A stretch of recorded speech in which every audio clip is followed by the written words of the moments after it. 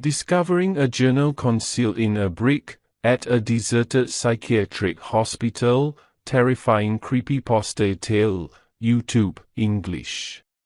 I grew up on Long Island, right outside the ominous Kings Park Psychiatric Center, the home of the infamous legend of Cropsey. My childhood was one of strict adherence to rules. I never strayed into the forbidden territories or tested the boundaries of what was allowed.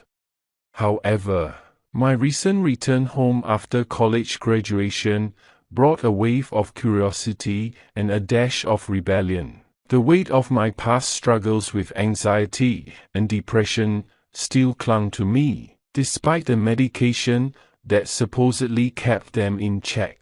My mind was consumed by the tormented children who had once been confined within the walls of Kings Park. I pondered the tragedy of their experiences, especially when some of them suffered from mere anxiety, a common affliction in our modern society.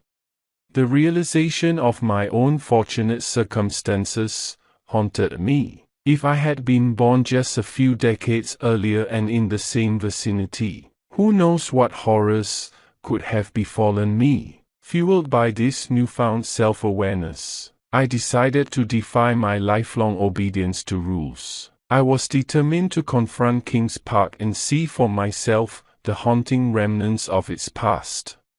For those unfamiliar with the New York area, Kings Park was shrouded by a fence, nestled amidst a dense forest. Though there were no guards or electric fences, it was still private property and trespassing was forbidden.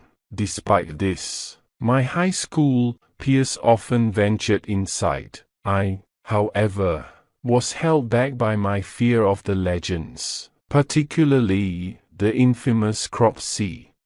Cropsey's tale was a spine-chilling legend that whispered about an escaped patient from Kings Park who lurked in the woods, preying on victims. While part of this myth was rooted in truth, a series of murders of young and disabled children had indeed occurred near the hospital.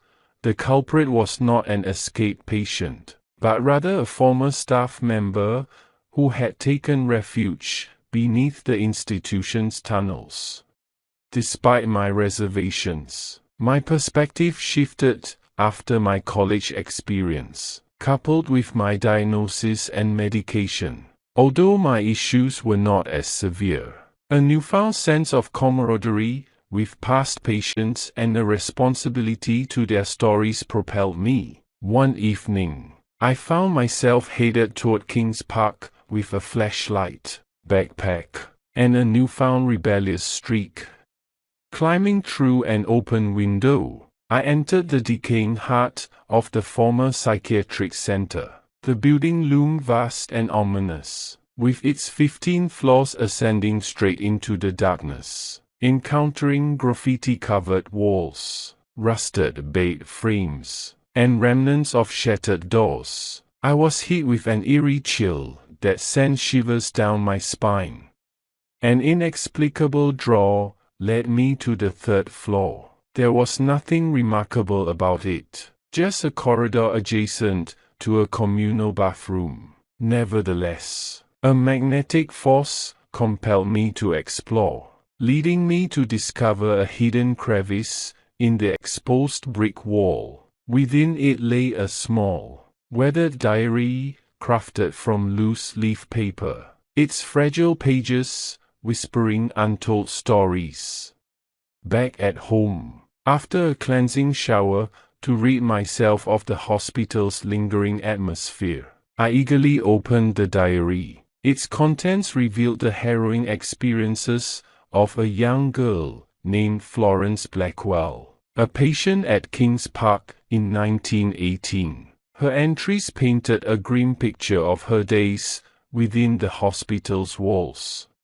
Florence's voice narrated her journey through the horrors of misdiagnosis, painful treatments, and isolation from her family. She detailed the disturbing practices imposed on her, From being sprayed forcefully with water to undergoing an experimental form of therapy involving electric shocks and circular devices attached to her head.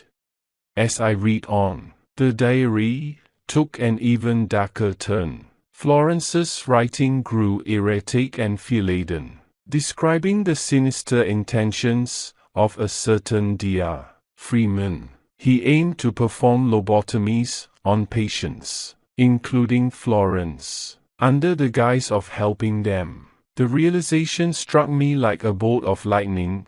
This was the same man who had performed those horrifying procedures in front of an audience. The diary's final entries held a mix of desperation and hope. Mary Baker, a nurse at the hospital, confessed to being the angel of death. She had taken it upon herself to save patients from Freeman's cruel procedures by ending their lives before he could carry out his plans. But when it came to Florence, Mary's feelings prevented her from doing so. Instead, she decided to escape with her, forging new identities to escape Freeman's grasp. My heart pounded with a mixture of horror, empathy, and admiration for these two women from the past. I felt a strong urge to share this chilling story, to ensure that Florence's voice would resonate through time and that Mary's secret act of mercy wouldn't be forgotten. The past had left its mark on me, and I was determined to leave my mark on the present by sharing their tale of tragedy and courage.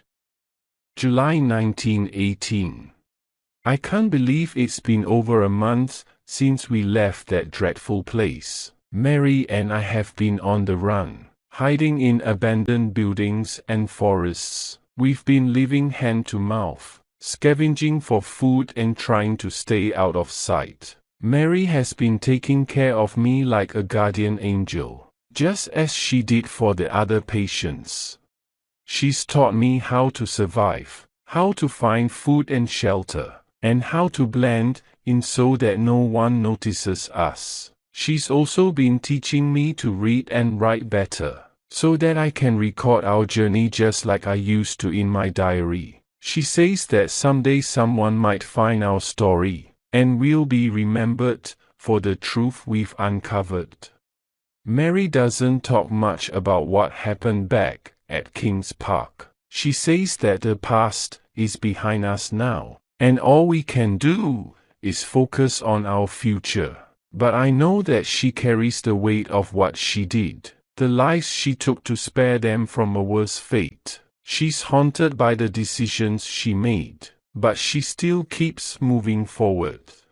We're a team, Mary and I. We're both survivors, and we're both determined to make the most of our second chance. I've come to think of her as a second mother, someone who truly cares for me and protects me, and I'm grateful for every moment we have together, even though our circumstances are far from ideal. As I write this, I can hear the wind rustling through the trees outside our makeshift shelter. It's a reminder that life goes on, that we are still here and still fighting. Mary keeps telling me that we'll find a better life, a place where we can finally be free from the shadows of our past, and I believe her. So, whoever finds this journal, know that Florence Blackwell may have been forgotten by the world, but her story lives on, and with it, the story of a nurse named Mary Baker, who was both an angel and a savior in the darkest of times. We may have left Kings Park behind, but we carry its memories with us, hoping to make a difference in a world that has been so unkind to us. August 1918. Mary and I have been traveling for months now, never staying in one place for too long. We've faced challenges and dangers, but we've also experienced moments of hope and beauty. We've met kind strangers who offered us food and shelter, And we've seen the stars shining brightly in the night sky. Mary keeps telling me that we're building a new life together, one where we can finally find peace and happiness. I've come to believe her, and I've come to realize that our journey is not just about survival, but about reclaiming our lives and our identities.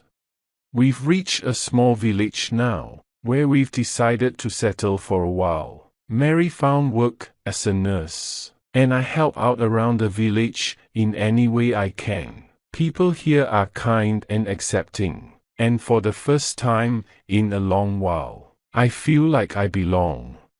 As I write this, I can't help but reflect on the journey we've been on. From the darkness of King's Park to the uncertainty of the road, we faced our fears and found strength within ourselves. Mary is still my guardian angel, guiding me through the challenges of this new life.